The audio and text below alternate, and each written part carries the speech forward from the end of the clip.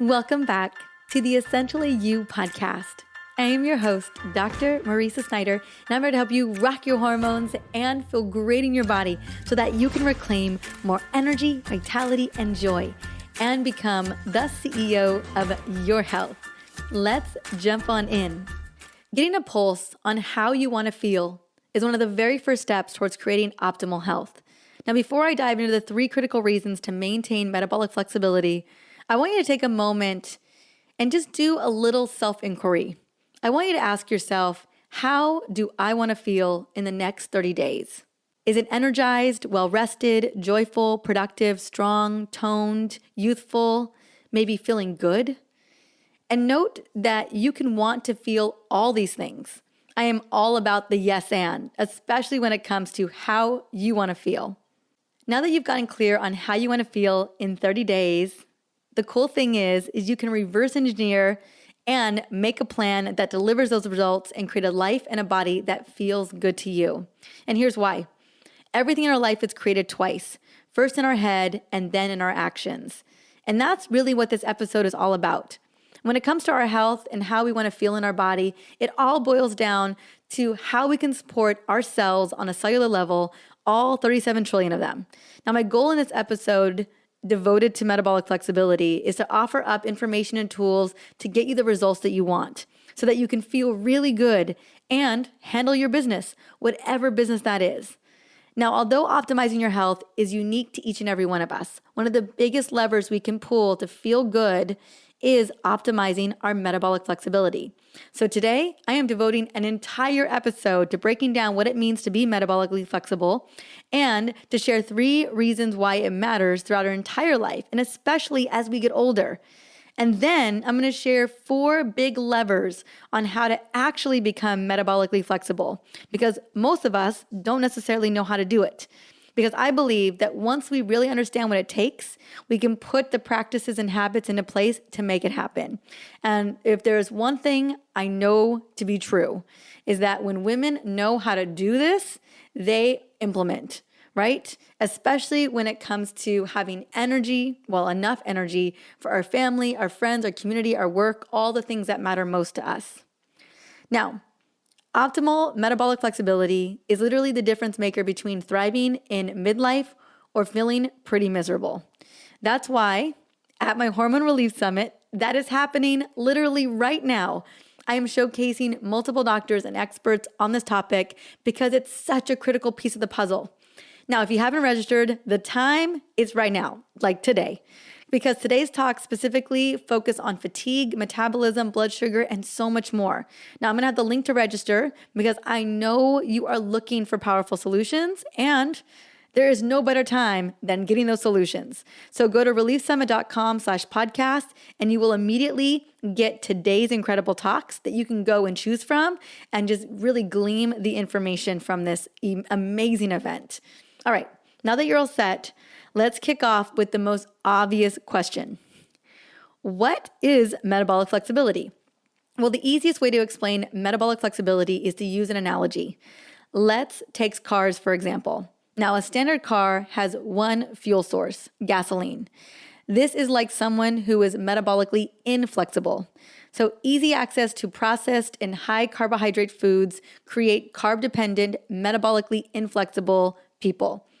So relying on carbs as a single fuel source means the body loses its ability to easily use fat as fuel, and vice versa. If we are in ketosis for way too long, our body forgets to use carbs as fuel source as well. Now, a hybrid vehicle is flexible, switching between gasoline and electricity for its fuel. Sometimes it gets all its power from the electric motor, other times the gas engine, and sometimes both. In each case, the car uses its fuel source to run as efficiently as possible. This is metabolic flexibility. Instead of gasoline or electricity, our bodies are going to use glucose and fat as fuel.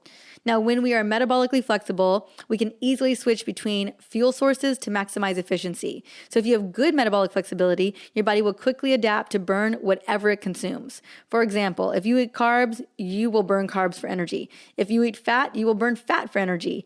When you go for long periods without food, like a 14-hour fast, your body will continue to burn its fat stores for energy, meaning you don't have to rely on a mid-morning or mid-afternoon snack. Now, good metabolic flexibility allows your body to switch between breaking down carbs or fat really easily. Achieving metabolic flexibility can help you achieve these incredible benefits. 1, better weight maintenance, increased energy levels, better health, lowers the odds of developing a metabolic disease like cardiovascular disease, more consistent, healthy blood sugar levels, improved sleep, optimized workout performance, and optimized productivity and brain function. Now, to dive deeper, I want to quickly explore why metabolic flexibility is so important for your blood sugar levels. Now, as I mentioned earlier, metabolic flexibility means more energy efficiency, which is what we want. We want to be firing on all cylinders. We don't want to have to think about whether we have energy or not. We just want to have it. Now, if you're metabolically inflexible, your blood glucose levels will likely go up higher than normal and stay up higher for longer than they should. You can't have optimal glucose values without being metabolically flexible. Metabolic flexibility allows you to properly utilize energy rather than inefficiently store it. So what it means by that is when we inefficiently have too much glucose, we end up storing it as fat. And oftentimes it's like visceral belly fat or fat around the organs, or it's even a fatty liver. Now, weakened metabolic flexibility will eventually lead to insulin resistance. The best example of compromised metabolic flexibility is really insulin resistance. Remember, when you're metabolically inflexible, it will lead to raised blood sugar levels, right? And continued high blood sugar levels, as we know long term, creates a situation where we have to produce more and more insulin to manage the increase. Then the cells that make insulin in your pancreas become overworked and dysfunctional. Over time, your cells start to ignore that persistent insulin signal, like, the boy crying wolf, and stop removing excess glucose from your blood. This insulin resistance can lead to long-term metabolic and health problems. Now, when we see insulin resistance and long-term metabolic inflexibility, we see an increase in type 2 diabetes, obesity, high blood pressure, and high cholesterol. Now, your body's ability to use its fat stores become impaired, leading to weight gain and obesity. Now, when your body is metabolically inflexible, it alters the mass, structure, and function of your mitochondria in your cells as well. This is a major concern. As we all know, mitochondria are the powerhouses of your cells, and you do so much more than that. They are reading out signals for stranger danger. Like they're making decisions whether it is safe to do certain things in the body. Now, when your mitochondria are having to work harder, they end up having to produce more byproducts called free radicals. Now, too many of these free radicals in your body can trigger illnesses like cardiovascular disease or cancer. And there are tons of research today that directly correlates mitochondrial dysfunction with these two types of diseases. Now, short-term metabolic inflexibility can also bring immediate negative symptoms. And these are symptoms so many of us know all too well. So not being able to use fat stores between meals, not always feeling super great, right? Feeling tired, moody, anxious, brain foggy. And this is why metabolically inflexible people tend to snack more between meals because they're needing that kick. So short-term symptoms of metabolic inflexibility include getting sleepy after eating carbs. You can't go 2 to 4 hours between meals. You have to have a midnight snack or a midday snack or something to sustain your energy levels. You get the midday crash every day after lunch between like 2 and 4 o'clock. Fasting is difficult. And if you manage to power through the discomfort, you get worse results than you were expecting, like muscle loss and very little fat loss. And you can't function without a steady stream of stimulants like coffee, tea, or sugar-filled drinks. Now, these are also what I consider to be the exact symptoms of deregulated blood sugar levels, and it really speaks into being on the blood sugar roller coaster. Now, the reason why I know this is because I can relate to all of those symptoms because that was pretty much my 20s. Now, outside of supporting stable blood sugar levels, there are 3 very powerful reasons to have metabolic flexibility at any age, but especially as we get older. Number 1, better weight management and maintenance. As I shared before, when you do have metabolic flexibility, you can burn carbs easily and you can burn fat easily. And if you don't eat anything at all, you're still burning fat. That's like when you're doing that circadian fast in the middle of the night. In this manner, you can switch between carbohydrate metabolism and fat metabolism easily and efficiently, and you're able to maintain your weight or even drop excess weight, especially as you get older. Now, more importantly, it means we can really trust our bodies to do what they're meant to do. The more metabolically flexible we are, the less we have to micromanage our macronutrients and calories. We can just eat nutrient-dense whole foods, obviously, right? We don't want inflammation. And that satiety signal is actually going to be accurate and reliable, which is amazing. What it basically boils down to is having metabolic flexibility means we have more flexibility. We have more room for error. And when we're metabolically inflexible, we really don't have that room for error. Like all of a sudden, we're just putting on weight and it seems like we didn't do anything to change what we're doing. Just what happens is that once we're in a state of more metabolic inflexibility, it kind of banks on top of one another and it can tornado out of control. And that's why we see if, we head into our 40s and we have a little bit of insulin resistance, but we haven't made progress into becoming more metabolically flexible, it just starts to get worse and worse and worse. It compounds in a negative direction over time. And that's why we see the sluggishness, the low energy, the weight gain for no reason. And it's almost impossible to get rid of it, right? Well, I'm going to be sharing exactly what to do in the next couple of minutes, those 4 levers to push in a second, so that no matter where you're at, you can get back into metabolic flexibility. Number 2. We preserve our mitochondria and maintain our energy levels. This is so critical, as you know. Probably one of the biggest reasons why I want all of us to have metabolic flexibility is so that our mitochondria are thriving and working in our favor. Now, a 2007 study took muscle biopsies of age-matched, metabolically flexible and inflexible subjects.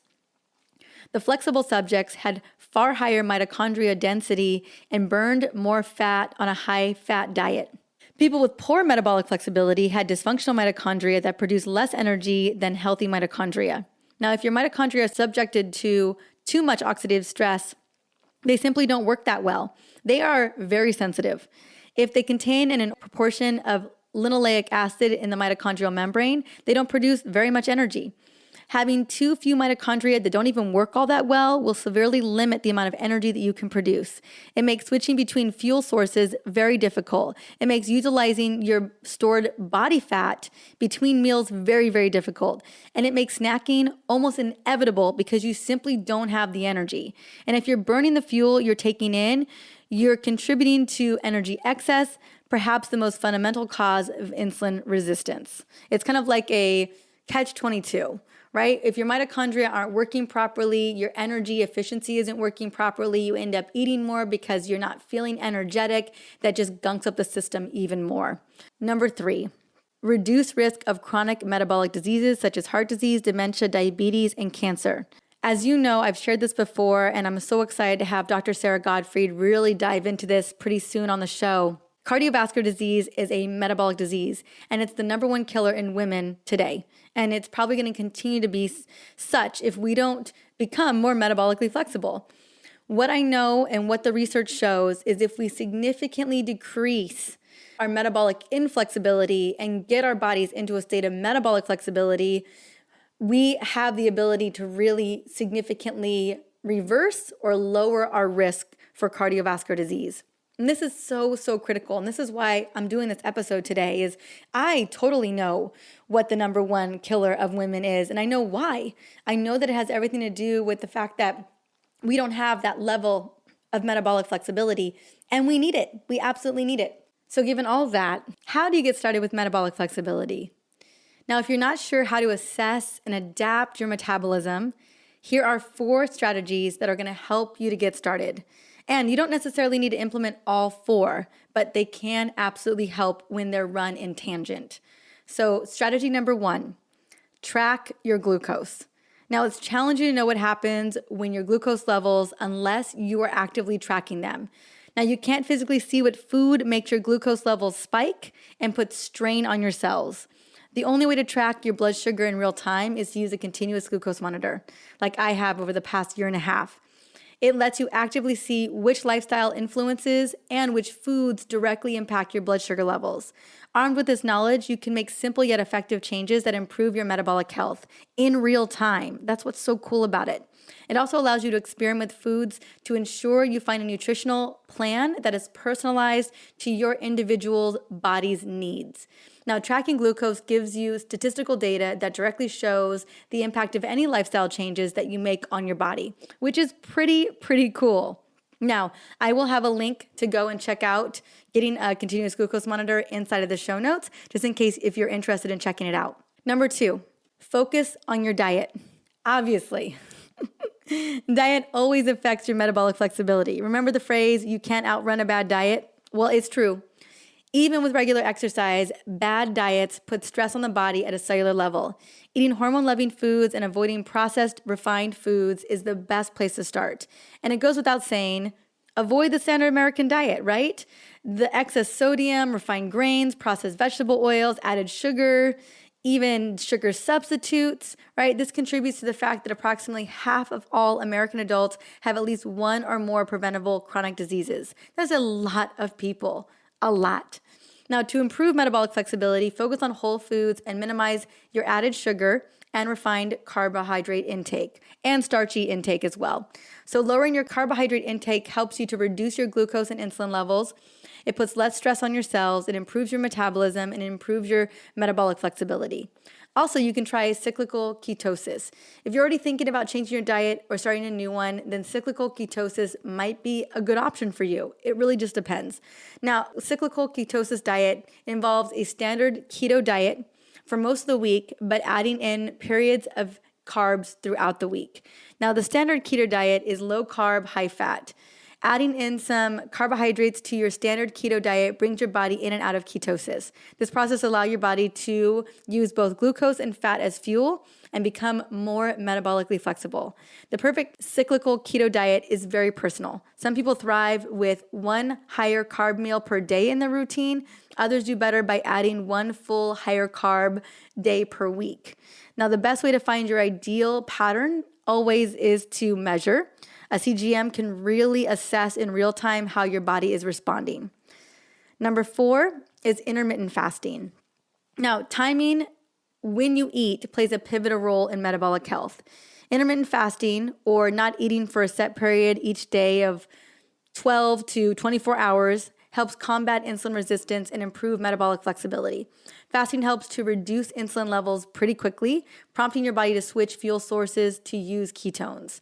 Research identifies that intermittent fasting has several other benefits, as it preserves lean muscle, reduces cholesterol levels, reduces oxidative stress, reduces inflammation, increases dopamine levels, and if you're looking to improve metabolic flexibility without affecting lean muscle mass, which we all are, then intermittent fasting is a well-researched place to start. Now, what I love to do is I like to stop eating after 6 p.m. and then roll over to around 7 or 8 the next day. That way, I usually wake up in a fat-burning state. Now, one of my favorite ways to really know what's going down for me is I use a device called Lumen. And Lumen, you breathe into it, and it is checking your CO2 levels. There's a lot of research. It has an algorithm, but basically it'll show you 1 is mostly fat burning, 5 is mostly carb burning. It'll find you somewhere in that range. And usually most mornings I wake up at a 2, which is mostly burning fat, or a 3, which is burning both. And ideally we're waking up from our fasted state overnight in a mostly fat burning state. So it's just something to think about. Like, I have all these different wearables that really allow me to get really clear of like, okay, if I wake up at a 4, which is burning mostly carbs, I want to know, okay, what did I eat the night before? Did I get enough sleep? What are some of the things that contributed to me waking up still burning carbs? And what can I do to move myself closer into the waking up burning mostly fat? And again, when I have this kind of data, then I can reverse engineer, okay, what was it that I did? What kind of changes can I make in order to wake up in a fat burning state? Number 3, get enough exercise. Obviously. right? We need to move our bodies. So physical inactivity is one of the leading causes of metabolic inflexibility. Exercise is key in fighting this because it helps to control our blood sugar levels. Studies show that exercise increases mitochondrial content, improves glycemic control, and improves insulin sensitivity. Also, it improves muscle mass, which in turn helps with blood sugar regulation. Now, improving insulin sensitivity helps our bodies maintain healthy blood sugar levels, and it helps us to maintain more metabolic flexibility because we're able to burn carbs as we consume them.